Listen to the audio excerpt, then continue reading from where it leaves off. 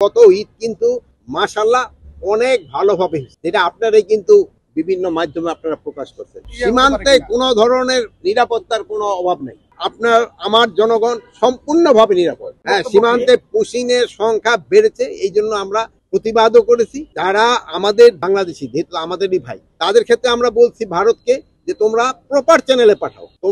আমরা যেমন যারা অন্যান্য দেশে যারা আমাদের দেশে অবৈধভাবে থাকে তাদের আমরা কিন্তু প্রপার চ্যানেল একটা আছে ওইটার ভাবে পাঠাই, বাট ওনারা এটা করতেছে না। বাট এই জন্য আমরা তাদের বলতেছি যে তোমরা প্রপার ভাবে পাঠাও।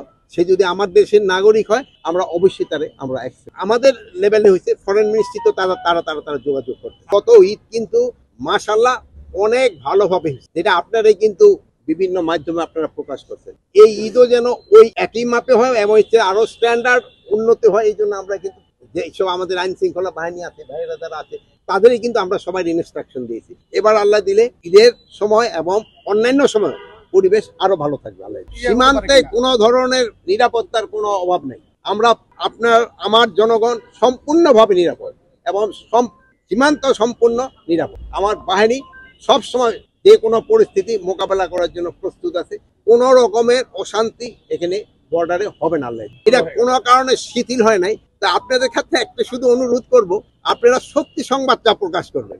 কোন সংবাদ একটু বেশি প্রকাশ করা হয়, এক্সাজারেট করা হয়, প্রতিবেশী দেশ কিন্তু একটা সুবিধা পেয়ে যায়। এই জন্য আপনারা সবসময় সত্যি সংবাদ প্রকাশ করে আসছেন, ওইটি আপনারা প্রকাশ করবেন। এবার এইটা যদি আপনি জারি রাখেন, আইন শৃঙ্খলা পরিস্থিতি এবং অন্যান্য জিনিস অনেক উন্নতি হবে। আর আপনারা আমাদের সাথে যেভাবে সাহায্য এবং সহযোগিতা করে যাচ্ছেন, আপনারা এটা বজায় রাখবেন। এটা যদি বজায় রাখেন, আইন শৃঙ্খলা পরিস্থিতি এবং অন্যান্য এই যে পরিস্থিতি উন্নতি হবে। আপনি দেখছেন দ্রব্যমূল্য কিন্তু আমরা কিন্তু একটা সহনীয় পর্যায়ে আছে। এটা কিন্তু আপনাদের চেষ্টাই হয়েছে।